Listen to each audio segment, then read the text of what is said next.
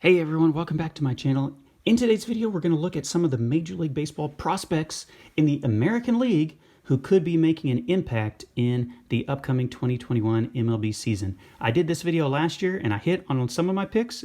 I didn't hit on a few others. I think I had Brendan Rodgers and Carter Kieboom in there who didn't quite make the impact I was hoping for, but I did get pretty lucky and hit on a few. Luis Robert, Joe Adell was in there, although he didn't have that great of a season. Christian Pache, Brian Hayes, Nico Horner, I hit on those guys.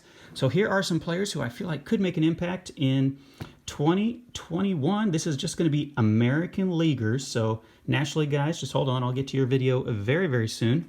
I'm going to try to do this under 10 minutes, so I apologize if I talk quickly. Here's the first player. We're going to kind of go from least hyped to most hyped here.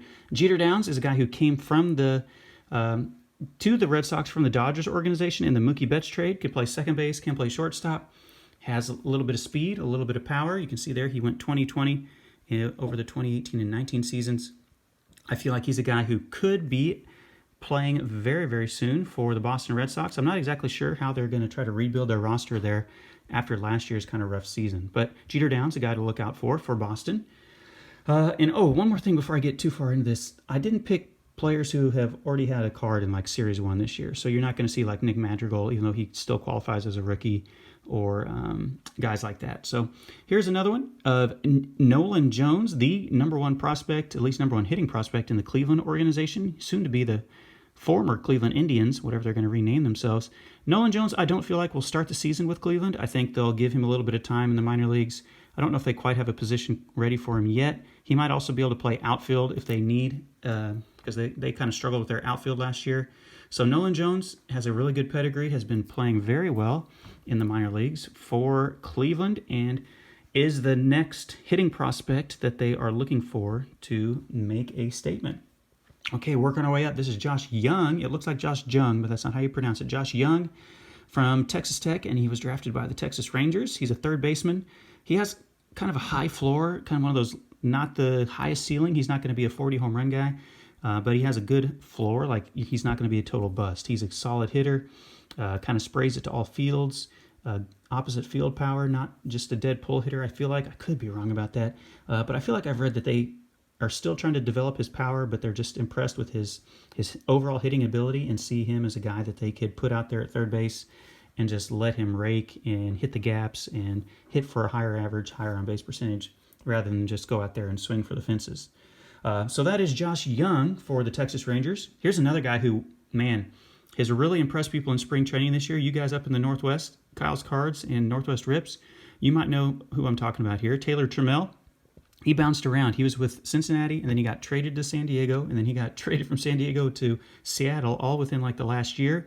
And he was a former MVP of the Futures game. You can see that right there.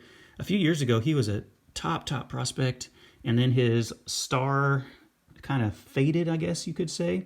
He kind of struggled a little bit, but he's really been turning some heads in spring training this year, and I've been reading that he could be the opening day center fielder if he keeps up this performance for Seattle. So Taylor Turmell, a guy to keep an eye on. Also a good through-the-mail autograph guy. I don't know if he'll have time to do that if he's in the major leagues, but he's a guy who I had a successful through-the-mail autograph return from Taylor Turmell. Next, another Texas Rangers prospect. This is his first Bowman Chrome card from last year. He also made his debut last year. Sam Huff, catching, big power hitter. Probably not going to hit for a high average, but can put up some big power numbers from the catching position. You can see there he was drafted in the 7th round in 2016, but this was finally his first card, last year's Bowman. He made his debut last year. Texas was so far out of it, they brought up a lot of their young kids and did pretty well for himself in limited action. So Sam Huff could have been in Series 1 this year, but they held him back. He'll definitely be in Series 2. I feel like they could even start him out as catcher to start the season. I think they're going to put Kiner Falefa on the infield, shortstop, I believe, to start the season now that they have moved Elvis Andrus over to Oakland. So Huff could have everyday playing time if they decide to go with him behind the plate.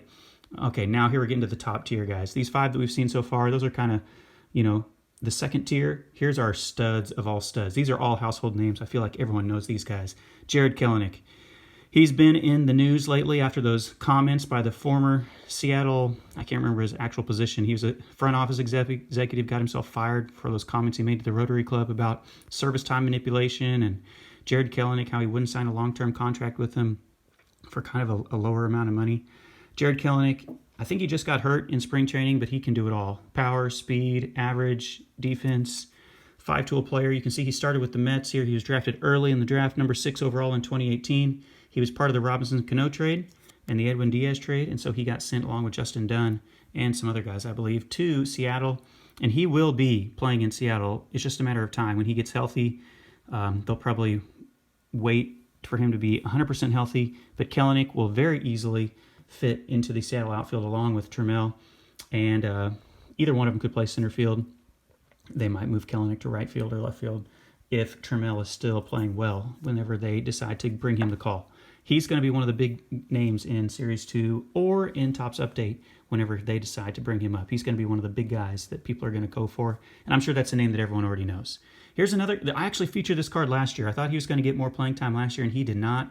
Alex Kirilov, he actually got one game. He played in one game, and it was in the playoffs. He made his Major League debut in the wild card game last year, and the Twins obviously lost, and so he only has that one game of Major League experience. He's definitely someone who I feel like will be in Series 2. The Twins got rid of Eddie Rosario, I believe, so there's room for him in the outfield. He can also play first base. Picked this card up off of eBay a few years ago. Can't remember what I paid for it, less than $10, but Alex Kirilov, left-handed hitting prospect, maybe not quite as highly regarded as Kellenick right now, but he will be in the major leagues, I feel like, to start the season and should do pretty well. He's got a nice pedigree himself. Speaking of pedigrees, this young man could start the season as the DH, Tony La Russa. You know, he did that with Albert Pujols as a young player whenever he was the manager of the Cardinals, and I feel like they can put Andrew Vaughn at DH. I've been reading some about it. Obviously, they have the reigning MVP in Jose Abreu at first base, and they're not just going to throw him to the bench. But Andrew Vaughn was like a top 3 pick out of Cal, can just flat rake, not just a power hitter, can hit for average, and he's going to be a joy to watch and not going to be fun whenever he faces my Kansas City Royals. But Andrew Vaughn, I feel like, is going to make his debut very, very soon, if not on opening day. He'll definitely have a card in Series 2 or Update after he has made his debut. Here's another one who I feel like will debut this year. I mean, these are the studs of all studs, right? Everyone knows these guys. Adley Rutschman, the former number 1 overall pick, switch hitter, catcher out of Oregon State, can just do it all, right? Defense, offense, hit for power, hit for average, advanced prospect, won the national title at Oregon State, can do it all. Not much to say about Adley Rutschman. I mean, I've been reading that he's going to be one of the best hitting catchers as soon as he makes his debut. He's ready to go. It's just a matter of time of when Baltimore feels like they want to bring him up. Adley Rutschman will be another absolute beast whenever he makes his debut. And speaking of beasts, here we go, guys. Wander Franco, right? Everyone knows Wander Franco. This is not a mystery. Number 1 prospect, has been for the last 2 years in all of baseball. Switch hitter. Probably will come up and play second base if I had to guess, just because Willie Adames has kind of locked down the shortstop position for Tampa. Don't know when they'll bring him up. I think they'll give him a little more seasoning in the minor leagues. He hasn't really played that much at the higher levels of the minor leagues. He's got a lot of experience at the low levels. But they did have him on their taxi squad, and I bought this card right when the World Series was starting last year because he posted a video on his Instagram. He had a World Series jersey, and so people were getting hyped like, oh man, they're going to have him make his debut in the World Series, just like the Royals did with Adalberto Mondesi. And like the Twins did last year. Obviously, it wasn't the World Series, but they let Kirilov debut in the playoffs last year. And so I'm like, oh man, Wander's going to make his debut, and his cards are going to go through the roof. And then he did make his debut. So anyway, Wander Franco will be in the major leagues. He has, what I guess I've seen people say he's the most hyped prospect since Mike Trout, or the highest ranked prospect since Mike Trout in the minor leagues. I think Baseball Prospectus has said that. So he is legit. I think they graded him 80 on the 20 to 80 hitting scale. The kid can just flat rake, and he's going to be fun to watch for a long, long time. And then, all right, I didn't even want to throw this guy in here, but I'm going to anyway. Bobby Witt Jr., I'm not trying to say he's better than Wander Franco, but I'm just putting him in here as my homer pick. I really didn't think he was going to start the season with the Royals. I figured he wouldn't even play at all in the major leagues this year. But man, oh man, he has impressed so many people in spring training. He's got like 2 or 3 home runs. Hit a home run off of Julio Urias the other day. Oh man, he's just been so impressive that I feel like the Royals may be forced to bring him up by his performance. I feel like they probably want to give him a little more time because he hasn't played above rookie ball. He hasn't even played single A ball yet. So I feel like they might give him a little bit of time, but if they're in contention, and especially if Nicky Lopez and their second base situation isn't very strong, Bobby Witt Jr. could make that major league debut at some point this year. So there's been some people think he can start the season with him, and I really don't think they'll do it, but they might. They don't really manipulate service time, Kansas City. Like, they brought up Moustakas and Eric Hosmer as soon as they thought they were ready. So there you have it, guys. Those are my position players to watch in the American League. Now, I know National League guys, I'll get your video very, very shortly later on this week. Thank you so much for watching this video. Leave a comment down below if you have a favorite player or you feel like I missed somebody out of the American League who you think will make an impact this year. I didn't include those guys who are going to be like Joe Adell and Nick Madrigal. Those are guys who already have cards in Series 1. So I'll be excited to see how these young guys do, and there'll be some people to keep an eye out for as they potentially get called up to the major leagues this year. All right, guys, thank you so much for watching this video, and I will see you in another one.